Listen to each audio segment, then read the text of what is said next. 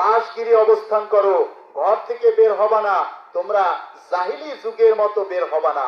জাহিলি যুগ বলতে জাহিলিয়াত মানে বুঝাইছে অন্ধকার যুগ, অজ্ঞ যুগ, মূর্খর যুগ। ওই যুগের মানুষগুলো আসলে অজ্ঞ ছিল না, তারা কোরআন মানে নাই, হাদিস মানে নাই, এজন্য তাদেরকে মূর্খ বলা হয়েছে।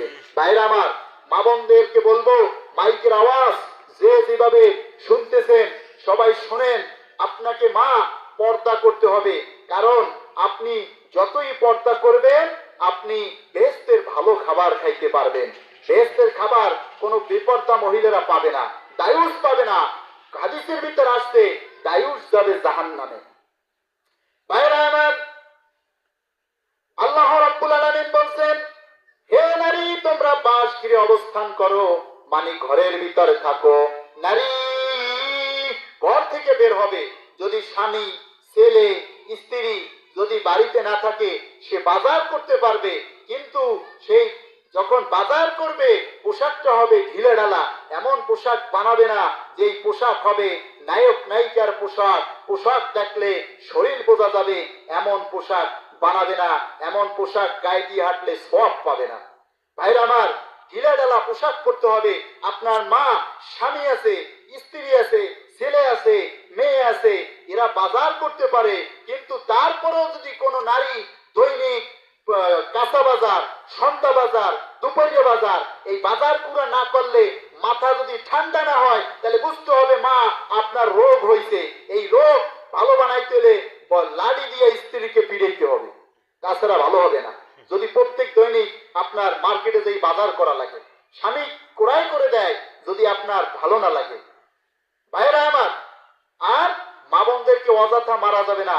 এক লোক ঘরে বাজাবাজি, স্ত্রীকে মারার জন্য আলাদা লাঠি বানাইছে। রসুল কি এরকম কাজ করছে? করে নাই। স্ত্রীদেরকে মারা যাবে না। হাদিসের ভিতর আসছে যে মহিলা হচ্ছে বাম পাজরের হাড্ডি দিয়ে তৈরি, ওদেরকে আপনি যত সোজা বানাইতে যাবেন ভেঙ্গে যাবে।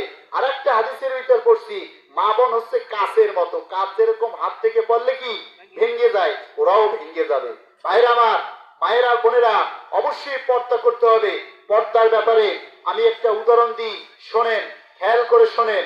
শোনেন, মাছের বাজারে আম, কলা, কাঁঠাল, লিচু, পেয়ারা, সবেদা, আনারস এগুলো ছিলাইয়া একটা ডিশের ভিতরে যদি মাছ বাজারে বসা হয়, লুচ্চা মাছিগুলো পড়বে, আর বোরকা ছাড়া যারা যে মহিলারা চলবে, লুচ্চা ব্যক্তিরা তাকিয়ে দেখবে, বলেন নাউজুবিল্লাহ।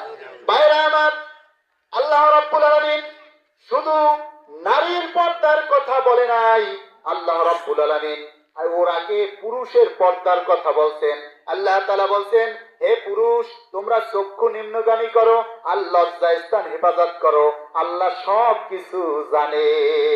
মহিলাদেরকেও বলছেন চক্ষু নিম্নগামী করো আর লজ্জাস্থানের হেফাজত করো, আল্লাহ সবকিছুই কিন্তু জানে। আল্লাহ সব জানে না? অবশ্যই জানে। আল্লাহ রাব্বুল আলামিন বলছেন, ইন্নাল্লাহা আলা কুল্লি শাইইন কাদির, আমি হলাম সকল বিষয়ে ক্ষমতাবান। আমি তোমাদেরকে দান করেছি কোরআন, মৃত্যু পর্যন্ত আপনাকে আমাকে কোরআন মানতে হবে। জোরে বলেন আল্লাহু আকবার। আরেকটু জোরে বলেন আল্লাহু আকবার। মা শোনেন, খেয়াল করে শোনেন, একটা হাদিস বলি, পিতামাতার খেদমত করার কারণে যুবকের পাথর সরে গেল। 3 হাদিসের কথা বলতেছি।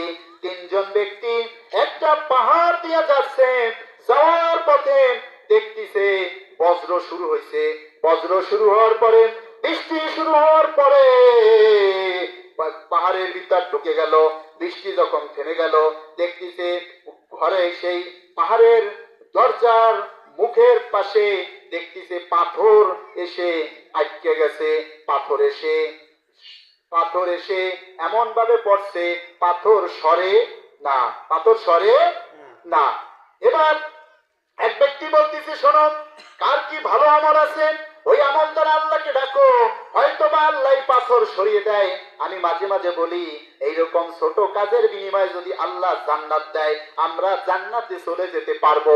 আর যদি আল্লাহ হিসাব চায়, আমি আপনি হিসাব দিয়া যেতে পারবো না। হাতের গুনাহ, পায়ের গুনাহ, চোখের গুনাহ, চুলের গুনাহ, অঙ্গ প্রত্যঙ্গের গুনার শেষ নাই। তওবা করেন, আস্তাগফিরুল্লাহ, আস্তাগফিরুল্লাহ।